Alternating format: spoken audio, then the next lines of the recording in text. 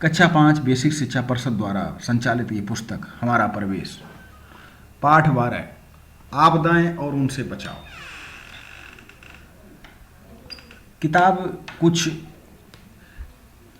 थोड़ा इसकी क्वालिटी कम है, इसका जो लिखा हुआ कम दिख रहा है, लेकिन कोई बात नहीं, आप वीडियो में हमारे साथ जुड़े रहें, आप इसको ठीक से सुनें, आप पाठ का अध्ययन करें। इस चैनल के माध्यम से आप अपने सभी पाठ और कविताएं यहाँ पढ़ सकते हैं, इसलिए आप चैनल को सब्सक्राइब कर चैनल से जुड़ सकते हैं। ये गांव का दृश्य है, बाढ़ आई हुई है, काफ़ी पानी भर गया, मकान आधे से अधिक डूब गए, तो गांव के लोगों ने पंचायत भवन पर शरण ली। पानी भरा हुआ था, एक बच्चा डूब रहा था, तो एक बच्चे ने दूसरे बच्चे की मदद से उसे रस्सी डालकर उसे निकाला। इसी तरह गांव के लोगों ने चर्चा की और फिर वहां पर जो लोग थे उनके लिए खाने पीने की सामग्री उपलब्ध कराई गई। तो ये था गांव के बाढ़ का दृश्य। आपदा का अर्थ क्या होता? अचानक आने वाला संकट। आपदा अचानक होने वाली एक घटना है जिससे सामान्य जनजीवन अस्त व्यस्त हो जाता है।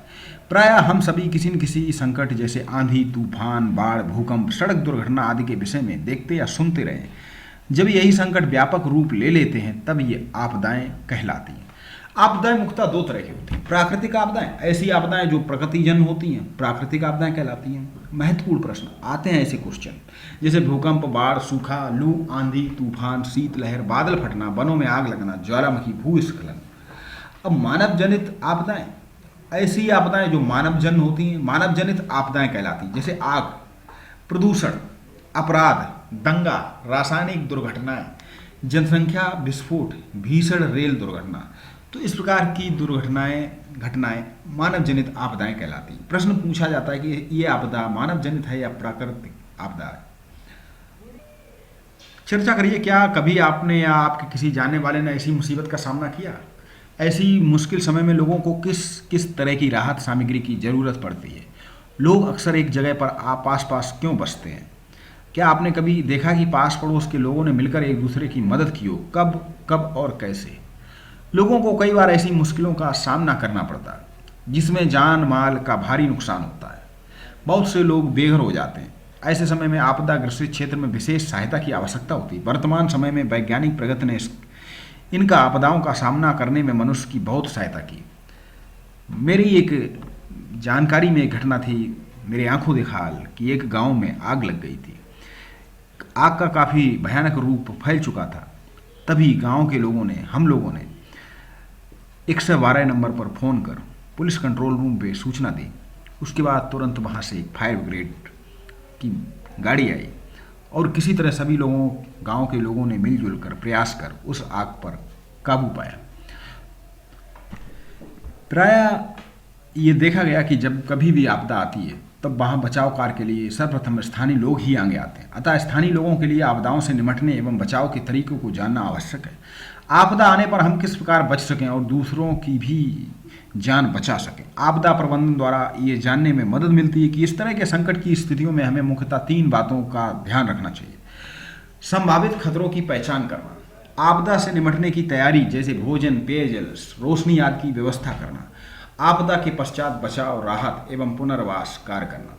इसके अलावा इन आपदाओं से निपटने में सबसे अधिक महत्वपूर्ण मनुष्य की अपनी सूझबूझ, धैर्य तथा आपदा से संबंधित ली गई सावधानियां। विभिन्न तरह की आपदाओं से हम अपना बचाव नीचे दिए गए तरीकों से कर सकते हैं। भूकंप, जैसा कि नाम से ही स्पष्ट है कि भूमि के कांपने को भूकंप कहा जाता है। यह एक विनाशकारी प्राकृतिक आपदा है। अधिक तीव्र भूकंप आने से जमीन हिलने के कारण घर, मकान, पुल आदि गिर जाते हैं। इससे अत्यधिक जन धन की हानि होती है। भूकंप से सुरक्षा, भूकंप के समय अगर हम मजबूत इमारत के अंदर हैं तो वहीं बने रहें। किसी मजबूत मेज, डेस्क या तख्त के नीचे छिप जाएं और उसे मजबूती से पकड़ लें। कंपन बंद होने तक प्रतीक्षा करें। जी हाँ, अगर मकान के अंदर हैं और भूकंप आता तो तुरंत भागने की आवश्यकता नहीं, ऐसा ना करें। ऐसा करने से हम दुर्घटना के शिकार हो सकते हैं। वहीं कोई मजबूत चीज़ हो, उसके नीचे बैठ जाए, उसको कस के पकड़ लें। बाहर निकलने के लिए लिफ्ट का प्रयोग ना करें क्योंकि वो फंस सकती है। सीढ़ी का प्रयोग करें। खुले मैदान की तरफ भागें। आग वाले स्थान के समीप ना जाएं। ज्वलनशील वस्तुओं से ना खेलें, उससे सुरक्षित स्थान पर रखें। आग लगे हुए स्थान से रेंगते हुए बाहर निकलें और मुंह ढके रहें। जी हाँ, अगर कहीं आग लगती है तो वहाँ पर रेंगते हुए, शरीर के कपड़ों में आग लगने से दौड़े नहीं बल्कि जमीन पर लेटकर बार बार उल्टे पलटे ताकि आग बुझ जाए। जी हाँ, आग लगने वाले स्थान पर चप्पल पहनकर जाएं। जलते हुए टुकड़ों को सावधानीपूर्वक फेंकें। आग बुझाने हेतु अग्निशमन यंत्र, बालू, पानी आदि का प्रयोग करें। और किस प्रकार की आग है उसे किस तरह बुझाया जाए, ये इसका अलग अलग तरीका है। बाढ़, किसी रिहायशी क्षेत्र का जलमग्न हो जाना बाढ़ कहलाता है। बाढ़ अत्यधिक वर्षा के कारण आती है। अत्यधिक वर्षा से इतना पानी इकट्ठा हो जाता है कि ये रिहायशी इलाकों तक पहुंच जाता है। कभी कभी नदी के बांध टूटने से भी बाढ़ आ जाती है। बाढ़ से सुरक्षा, बाढ़ आने पर ऊंचे एवं सुरक्षित स्थान पर जाएं। जब तक बहुत जरूरी ना हो बाढ़ के पानी में ना उतरें। जिस स्थानों पर बिजली के तार गिरे हों उधर ना जाएं। बाढ़ आने पर किसी भी प्रकार के बिजली के स्विच को ना छुएं। बाढ़ की सूचना मिलने पर घर के कीमती सामान, महत्वपूर्ण कागजात किसी सुरक्षित स्थान पर रखें। तैराकी सीखें तथा सिखाएं। जी हाँ, जिन क्षेत्रों में अधिक बाढ़ आती है वहाँ के लोगों को तैराकी अवश्य सीखनी चाहिए। बाढ़ के बाद अक्सर जल जनित रोग फैलते हैं, उनसे बचाव के उपाय करें। सोचिए और बताइए, कभी कभी इलाकों में बिल्कुल बारिश नहीं होती, नदी, तालाब, कुएं आदि सब सूख जाते हैं, फसलों के लिए पानी नहीं मिलता, खेत सूख जाते हैं। ऐसे समय में वहाँ पर रहने वाले लोगों को मदद की जरूरत होती है। आप ऐसे लोगों की मदद कर सकते हैं। सोचकर बताइए कि आप अकाल में परेशान लोगों की मदद कैसे करेंगे। अकाल, जी हाँ, जब बारिश नहीं होती है, चारों तरफ पानी सूख जाता, फसल नहीं होती, तो वहाँ अकाल होती है। अकाल यानी कि लोगों को खाने के लिए भोजन भी नहीं मिल पाता। यहाँ पर कुछ आपदा प्रबंधन किट दी गई, जैसे कि बांस, रस्सी, टॉर्च, मोबाइल, पानी, और ये आग बुझाने की मशीन, दस्ताने, फर्स्ट एड किट, और ये ट्रांजिस्टर यानी कि रेडियो। तो ये जो चीज़ें हैं ये आपदा आने पर ये प्रबंधन किट की तरह कार्य करते हैं। किसी भी तरह के आपदाग्रस्त क्षेत्र में लोगों को कई प्रकार की सहायता की आवश्यकता होती है। संकट के स्थिति में ये बहुत महत्वपूर्ण होता है कि लोगों की तात्कालिक मूलभूत आवश्यकता जैसे भोजन, पेयजल, रहने का स्थान आदि की व्यवस्था की जाए। इस कार्य के लिए कई तरह की संस्थाएं एवं सरकारी सेवाओं के द्वारा आपदा पीड़ित लोगों की मदद की जाती है। पता करिए और लिखिए, किसी मुसीबत के समय आपको इनकी ज़रूरत पड़ सकती है। इनसे संपर्क करने के लिए आप इनके फ़ोन नंबर, पता लिखिए।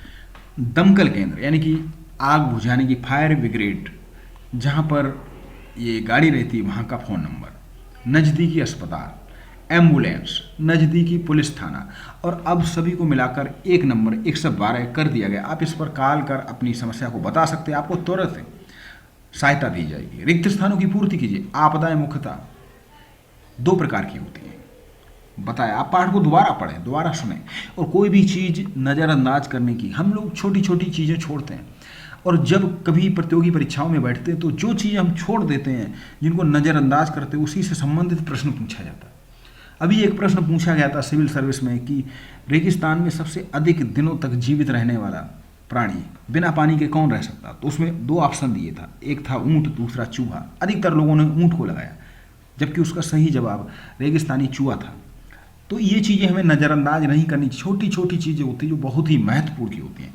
आपदाएं, प्रदूषण एक मानव जनित आपदा है। भूकंप के समय किसी इमारत के बाहर निकलने के लिए सीढ़ी का प्रयोग करें। किसी रिहायशी क्षेत्र का जलमग्न हो जाना बाढ़ कहलाता है। आग जनित वस्तुओं से ना खेलें। निम्नलिखित प्रश्नों के उत्तर दीजिए। आपदा क्या अर्थ है? किन्हीं दो मानव जनित आपदा के नाम लिखिए। बाढ़ एवं सूखा में क्या अंतर है? आपदा प्रबंधन किट में कौन कौन सी सामग्री होती है? भूकंप आने पर आप किस प्रकार अपना बचाव करेंगे? सभी प्रश्नों के उत्तर इस पाठ में आपको बताए गए। आप पाठ को दोबारा सुनें। विभिन्न प्रकार की आपदाओं से निपटने हेतु एक आपदा प्रबंधन किट तैयार कीजिए। जी हाँ, आपके घर में एक छोटी मोटी प्रबंधन किट, आपदा प्रबंधन किट होनी चाहिए, जैसे कि एक बांस का डंडा जरूर होना चाहिए, एक रस्सी, एक टॉर्च, ये जो चीज़ें, एक फर्स्ट एड किट, ये हमेशा होनी चाहिए। चलिए फिर मिलते हैं अगले पाठ के साथ। आप अपना अध्ययन जारी रखें। आप चैनल से जुड़ें, चैनल को सब्सक्राइब करें, और जो साथी नहीं पढ़ पा रहे आप उनकी सहायता करें। आप सभी को बहुत बहुत प्यार, बहुत बहुत नमस्कार।